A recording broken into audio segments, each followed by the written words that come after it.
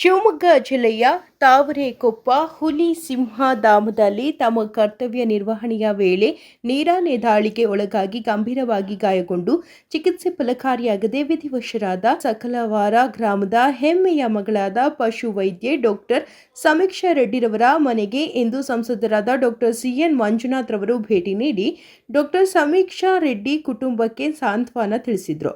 ಇನ್ನು ಈ ವೇಳೆ ಸಂಸದರಾದ ಡಾಕ್ಟರ್ ಸಿಎನ್ ಮಂಜುನಾಥ್ ರವರು ಮಾತನಾಡಿ, ಡಾಕ್ಟರ್ ಸಮೀಕ್ಷಾ ರೆಡ್ಡಿ ಅವರು ಪ್ರಾಣಿಗಳ ರಕ್ಷಣೆಗೆ ತಮ್ಮ ಬದುಕನ್ನೇ ಅರ್ಪಿಸಿದ ನಿಷ್ಠಾವಂತ ಪಶು ವೈದ್ಯರು.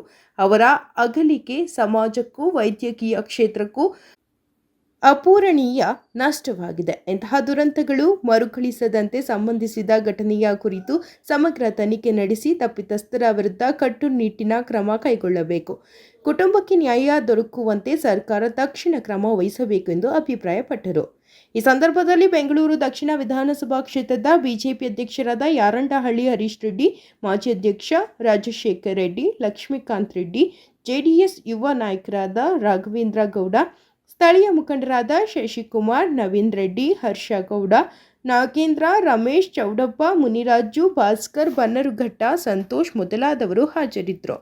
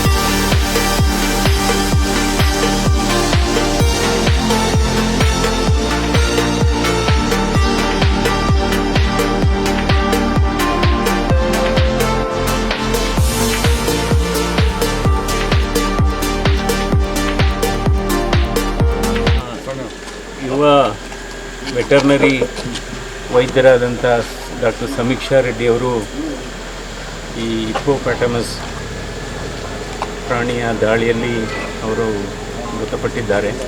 ಅದರಿಂದ ಅವ್ರ ಮನೆಗೆ ಇವತ್ತು ನಾನು ಭೇಟಿ ಕೊಟ್ಟು ಅವರ ತಂದೆ ಜೊತೆ ಮಾತನಾಡಿದೆ. ಆಮೇಲೆ ಅವರ ತಾತ, ಅವ್ರಿಗೆ 99 ವರ್ಷ. ಸೊ ಅವರ ಕುಟುಂಬಕ್ಕೆ ಸಾಂತ್ವನ ಹೇಳುವಂಥ ಕೆಲಸವನ್ನು ನಾವು ಮಾಡಿದ್ವಿ. ಅದೇ ರೀತಿ ಇವತ್ತು ಡಾಕ್ಟರ್ ಸಮೀಕ್ಷಾ ರೆಡ್ಡಿ ಅವರ ಆತ್ಮಕ್ಕೆ ದೇವರು ಒಂದು ಅಂತಿಮವಾಗಿ ಅವರ ಆತ್ಮಕ್ಕೆ ನೆಮ್ಮದಿಯನ್ನು ಕೊಡಲಿ, ಶಾಂತಿಯನ್ನು ಕೊಡಲಿ ಅಂತ ನಾವು ಎಲ್ಲ ಸೇರಿ ಇವತ್ತು ಶಾಂತಿ ಸಿಗಲಿ ಅಂತ ಕೋರಿದ್ದೇವೆ. ಇವತ್ತು ಡಾಕ್ಟರ್ ಸಮೀಕ್ಷಾ ರೆಡ್ಡಿ ಅವರು ಹಿಪ್ಪೋಪಾಟಮಸ್ ಪ್ರಾಣಿಗೆ ಚಿಕಿತ್ಸೆ ಕೊಡ್ತಕ್ಕಂಥ ಸಂದರ್ಭದಲ್ಲಿ ರಾತ್ರಿ 11 ಗಂಟೆ ಆದಂಥ ಸಂದರ್ಭದಲ್ಲಿ ಅವರು ಅಲ್ಲಿಗೆ ಹೋದಂಥ ಸಂದರ್ಭದಲ್ಲಿ ಹಿಪ್ಪೋಪಾಟಮಸ್ ಡಾಕ್ಟರ್ ಸಮೀಕ್ಷಾ ರೆಡ್ಡಿ ಮೇಲೆ ದಾಳಿ ಮಾಡಿ ಅವರ ಹೊಟ್ಟೆಗೆ ಚುಚ್ಚಿದೆ. ಅದರ ಹಲ್ಲು ಅಥವಾ ಟಸ್ಕ್ ಅಂತ ಏನು ಹೇಳ್ತೀವಿ. ಯಾಕಂದರೆ ಹಿಪ್ಪೋಪಾಟಮಸ್ಸು ಬಹಳ ಅದು ಮೇಲ್ನೋಟಕ್ಕೆ ಸೌಮ್ಯವಾಗಿ ಸಾಧು ಪ್ರಾಣಿ ಅಂತ ಅನಿಸಿದ್ರು ಕೂಡ ಅದು ಬಹಳ ಕ್ರೂರಿ ಪ್ರಾಣಿನೇ ಅಂತ ಹೇಳಬೇಕಾಗುತ್ತೆ. ಅದರ ತೂಕ ಕೂಡ ಬಹಳ ಜಾಸ್ತಿ ಇರುತ್ತೆ. 1.5 ಟನ್ನಿಂದ 2.5 ಟನ್ನಷ್ಟು ತೂಕ ಇರುತ್ತೆ. ಅದರಿಂದ ಅವರಿಗೆ ಆ ಸಂದರ್ಭದಲ್ಲಿ ಏನಾಗಿದೆ, ಅದು ದಾಳಿ ಮಾಡಿದಂಥ ಸಂದರ್ಭದಲ್ಲಿ ಲಿವರು ಮತ್ತು ಕರುಳು ಮತ್ತು ಸ್ಪ್ಲೀನು ಅಂದರೆ ಇಂಟರ್ನಲ್ ಆರ್ಗನ್ಸ್ಗೆ ಅದು ಡ್ಯಾಮೇಜ್ ಆಗಿ ಒಳಗಡೆ ರಕ್ತಸ್ತಾವರ ಆಗಿದೆ. ಅಂದರೆ ಇಂಟರ್ನಲ್ ಬ್ಲೀಡಿಂಗ್ ಅಂತ ಹೇಳ್ತೀವಿ. ಆದರೂ ಕೂಡ ಶಿವಮೊಗ್ಗ ಆಸ್ಪತ್ರೆಗೆ ಕರ್ಕೊಂಡು ಬಂದಿದ್ದಾರೆ. ಶಿವಮೊಗ್ಗದಲ್ಲಿ ಆಸ್ಪತ್ರೆ ಚಿಕಿತ್ಸೆ ಕೊಟ್ಟು ಫಲಕಾರಿಯಾಗಿಲ್ಲ. ನಿಜವಾಗ್ಲೂ ಇದು ಬಹಳ ನೋವಿನ ಸಂಗತಿ, ಇದು ಬಹಳ ದುಃಖದ ಸಂಗತಿ. ಅವ್ರಿಗೆ ಇನ್ನೂ ಕೂಡ ಸುಮಾರು 50-60 ವರ್ಷದ ಭವಿಷ್ಯ ಇತ್ತು ಆ ವೃತ್ತಿಯಲ್ಲಿ.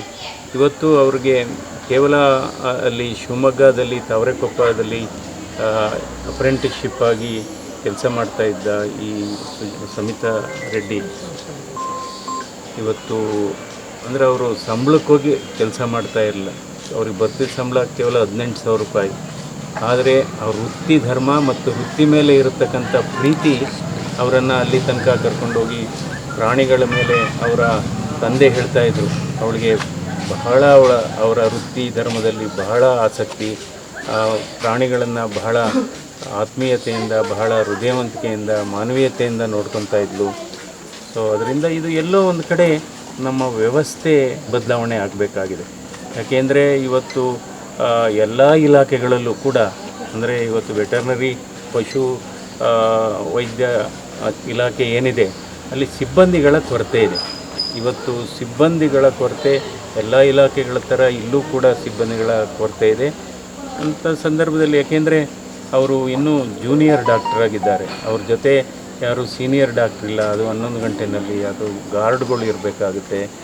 ಅವ್ರಿಗೆ ಯಾರೂ ಸುರಕ್ಷತೆ ಸರಿ ಇಲ್ಲ ಅಂತ ಎಲ್ಲೋ ಒಂದು ಕಡೆ ಲೋಪದೋಷ. ಇದನ್ನು ನಾವು ಅಕೌಂಟಬಿಲಿಟಿ ಫಿಕ್ಸ್ ಮಾಡಬೇಕಾಗುತ್ತೆ. ಇದಕ್ಕೆ ಯಾರು ಕಾರಣ, 11 ಗಂಟೆಯಲ್ಲಿ ಯಾರು ಈ ಡಾಕ್ಟ್ರಿಗೆ ಸಮೀಕ್ಷಾ ರೆಡ್ಡಿ ಅವರಿಗೆ ಹೇಳಿದರು ಇದು ನೋಡಲಿಕ್ಕೆ, ಅವ್ರಿಗೆ ಯಾವ ರೀತಿ ಪ್ರೊಟೆಕ್ಷನ್ ಇತ್ತು ಅಂದರೆ ಇವತ್ತು ಪಶುವೈದ್ಯ ಇಲಾಖೆಯಲ್ಲಿ ಕೂಡ ಸಿಬ್ಬಂದಿಗಳ ಕೊರತೆ, ವೈದ್ಯರ ಕೊರತೆ ತುಂಬ ಇದೆ. ಅಂದರೆ ವೈದ್ಯರುಗಳಿದ್ದಾರೆ ಆದರೆ ನೇಮಕಾತಿ ಮಾಡ್ತಾ ಇರಲ್ಲ. ಸೊ ಇದ್ರ ಬಗ್ಗೆ ಸರ್ಕಾರ ಹೆಚ್ಚು ನಿಗಾ ವಹಿಸಬೇಕಾಗುತ್ತೆ. ಹಾಗಾಗಿ ಅಂದರೆ ಈಗ ಅಂಥ ಯುವ ವೈದ್ಯಗೆ ಇವತ್ತು ದುರ್ದೈವ ಇವತ್ತು ಸಾವನ್ನಪ್ಪಿದ್ದಾರೆ. ಸೊ ಅದರಿಂದ ಇದು ವ್ಯವಸ್ಥೆ ಬದಲಾವಣೆ ಆಗಬೇಕು. ಯಾಕೆಂದರೆ ಇದೇ ರೀತಿ ಬೇರೆಯವ್ರಿಗೆ ಆಗಬಾರ್ದು. ಈಗ ಅಂಥ ಒಂದು ಪ್ರೆಷಿಯಸ್ ಲೈಫ್ ಅಥವಾ ಅಂಥ ಪ್ರೆಷಿಯಸ್ ಜೀವ ನಾವು ಎಷ್ಟು ಮಾತಾಡಿದರೂ ವಾಪಸ್ಸು ತೆಗೆದುಕೊಂಡು ಬರಲಿಕ್ಕೆ ಆಗೋದಿಲ್ಲ.